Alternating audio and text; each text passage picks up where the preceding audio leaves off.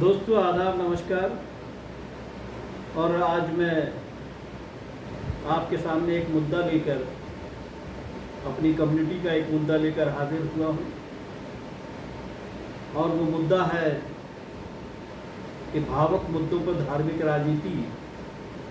हमें किस तरीके से फ़ायदा या नुकसान पहुँचा रही है। अभी हाल में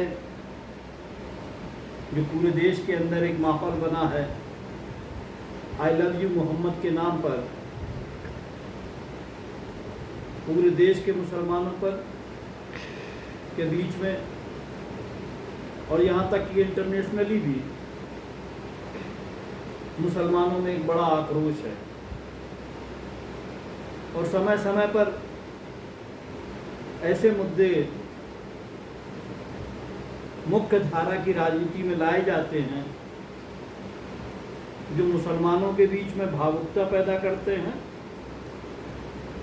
और उन भावुक मुद्दों पर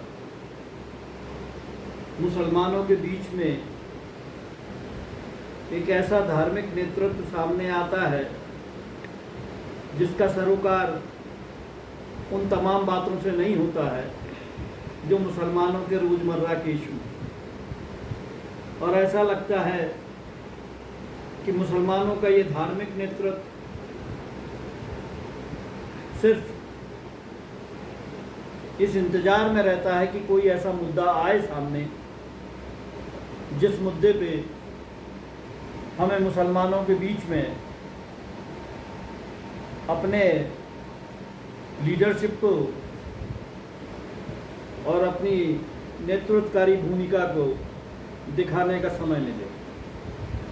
बहुत कुछ तो नहीं, बड़ी बात है इसमें सिर्फ इतनी सी बात है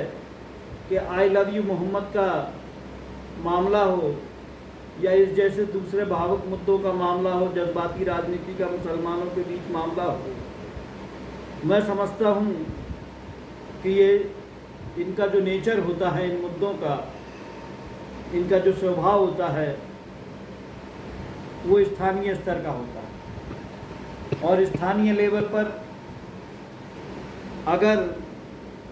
शासन प्रशासन के बीच में एक अच्छा संवाद बनाकर हमारी कम्युनिटी की जो स्थानीय नेतृत्व है, स्थानीय लीडरशिप है, इन मुद्दों को सुलझाने के लिए प्रयास करें तो मैं नहीं समझता हूँ कि कोई भी मुद्दा इतना उग्र रूप धारण कर ले कि उसके पीछे हमारी तमाम जो मूलभूत समस्याएं हैं वो पीछे छूट गई। सड़कों पर समाज का एक बड़ा हिस्सा सामने आ जाता है, आक्रोशित होता है, कहीं ना कहीं अराजकता भी फैलती है और अराजकता फैलने के साथ साथ उनके ऊपर जो भावुकता में भरे हुए लोग हैं, जज्बाती हैं, कुछ ऐसी बातें कर देते हैं जिससे उनके ऊपर दमन चक्र चलता है, FIR होती है और उनका उत्पीड़न किया जाता है। और जब उत्पीड़न का चक्र शुरू होता है, दमन का चक्र शुरू होता है, तो मालूम ये चलता है कि कुछ दिनों के बाद उनकी जो एकता बनी थी उस मुद्दे पर, वो एकता अपनी जगह रह जाती है और वो अदालतों का चक्कर लगाने में अपने परिवार के साथ में केवल अकेले खड़े दिखाई देते हैं। तो इस बात को लेके मैं ये कहना चाहता हूँ कि इसको कोई बहुत बड़ी उपलब्धि नहीं माना जा सकता कि हमारे समुदाय का, हमारे समाज का एक हिस्सा हमने सड़कों पर उतार दिया, उसको आक्रोशित कर दिया। बड़ा सवाल ये है कि जो आक्रोशित हिस्सा है, उस आक्रोशित हिस्से को संयम कौन सिखाएगा, उसको धैर्य कौन सिखाएगा, उसको सब्र कौन सिखाएगा, और वो जो अराजकता फैलाने की तरफ आगे बढ़ा हुआ है उस अराजकता को रोकेगा कौन। और जब ये सारे मुद्दे सामने आ जाते हैं कि उनकी नकारात्मकता को रोका कैसे जाए, तो कोई भी नेतृत्व देश का सामने नहीं आता है। और इस तरीके से हमारे लोग जो है ये तमाम ऐसे धार्मिक मुद्दों पर, मजहबी मुद्दों पर विक्टिमाइज हो जाते हैं। मजहबी तंजीमें ऐसा लगता है कि अपने मुद्दों को उन्होंने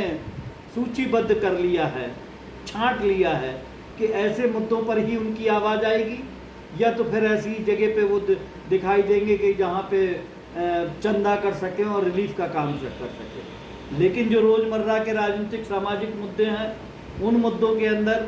जो अकेले हल नहीं किए जा सकते, तमाम समाजों के साथ में भाईचारा बनाना, मेल जोल बनाना और आगे बढ़कर अपना नेतृत्वकारी भूमिका निभाना, इसमें मजहबी तंजीमों का आज तक तो मुझे कोई रोल समझ में नहीं आया है। दूसरी बात आती है कि मुस्लिम क़यादत में बने हुए जो राजनीतिक दल हैं, वो राजनीतिक दलों की पूरी भूमिका ये होती है कि हम कितना ज़्यादा से ज़्यादा देश की सेकुलर जो ताना बाना है उसको बिखरा कर उनके बीच में अपने बातों को मनवा सके, सेकुलर पार्टियों को कंडम कर सकें और धर्मनिरपेक्षता की जो अवधारणा है, सेकुलरिज्म का जो कंसेप्ट है इस देश के अंदर, उसको कितना आघात पहुंचा दें। मुझे बड़ा अफसोस होता है जब बड़े पढ़े लिखे मुस्लिम नेता सेकुलरिज्म को कंडम करने की बात करते हैं और सेकुलरिज्म के बात को कंडम करने के पीछे वो ये बहाना बताते हैं कि सेकुलरिज्म ने इस देश में हमें कुछ नहीं दिया। जबकि सच्चाई ये है कि अगर इस देश के अंदर संविधान ना होता, इस देश के अंदर लोकतंत्र ना होता, इस देश के अंदर धर्मनिरपेक्षता और सेकुलरिज्म ना होता, तो मुसलमानों का इस देश में 4 दिन रहना भी दूभर पड़ जाता। तो मैं समझता हूँ कि ऐसी सियासी तंजीमें जो पूरी तरीके से चाहती हैं कि मुसलमानों को मुख्य धारा से काट दिया जाए, उनको समझना चाहिए, सोचना चाहिए कि भावुक मुद्दों के साथ साथ जो मौलिक मूलभूत मांगे हैं हमारी, उस पर भी हमें बात करना पड़ेगी। और सबसे बड़ा काम है, चाहे धार्मिक मुद्दे हों, तंजीमें हों, उनके मुद्दे हों, या सियासी तंजीमें, समाजी तंजीमें हों, उनको एक मुसलमानों के लिए चार्टर ऑफ डिमांड तैयार करना पड़ेगा। मुझे नहीं लगता कि इस देश के अंदर कोई मुसलमानों की मांगों को लेके, उनकी समस्याओं को लेके कोई चार्टर ऑफ डिमांड इस देश में किसी राज्य सरकार या केंद्र सरकार के सामने अभी तक कोई तंजीम या सियासी पार्टी रख पाई है। बल्कि हम इतने डिफेंसिव हो गए हैं कि जो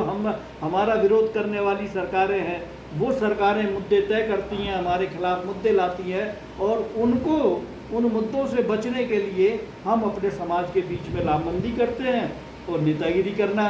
शुरू कर देते हैं और रोकने का एक असफल प्रयास करते हैं। जबकि वो सारे ज़्यादातर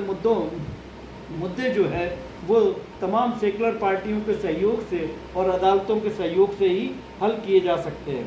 मैं कहना चाहता हूँ कि मुसलमानों के बीच में जो सेकुलर नेचर के आंदोलन हैं, उनके अंदर मुसलमानों की भागीदारी कम से कम होती जा रही है और कम से कम एक तंजीम के तौर पर उनकी भागीदारी तो काफ़ी कम हुई है। मीडिया की एक बहुत बड़ी ताकत है जो मुसलमानों को बिल्कुल नेगेटिव ढंग से पेश करना चाहती है। हमारी भी जिम्मेदारी होती है कि अगर मीडिया हमारे प्रति नेगेटिविटी रखता है और हमारी शक्ल बिगाड़ के पेश करना चाहता है, तो उस मीडिया के सामने हमारी जो शक्ल हमें अच्छी लगती है और दूसरे समाजों को अच्छी लगती है, वही शक्ल सामने जाए। और इसके लिए ज़रूरी है कि हमें अपने समाज के तमाम कट्टरपंथी लोगों के धार्मिक लोगों के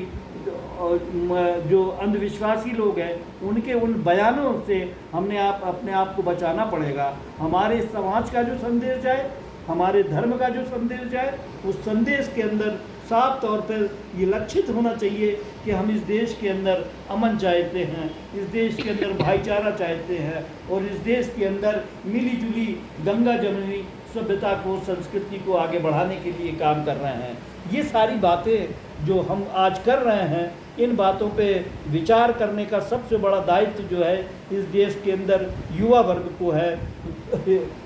यूथ मुसलमानों को है, जो ये समझते हैं कि आज नेतृत्व की बागडोर उनको अपनी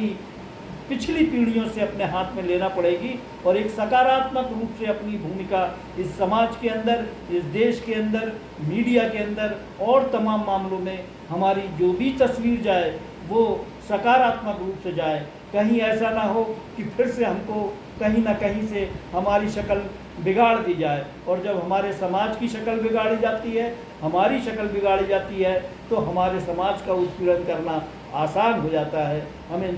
तमाम बातों को ध्यान रखना चाहिए। आज के लिए बस इतना ही मैं ख्वाहिश रखूँगा, मैं कोशिश आप लोगों से ख्वाहिश जाहिर करूँगा कि आप इन तमाम मुद्दों पर ध्यान दें और भावुक मुद्दों की राजनीति से अपने आप को बचाने का भरसक प्रयत्न करें। खुदा हाफिज़।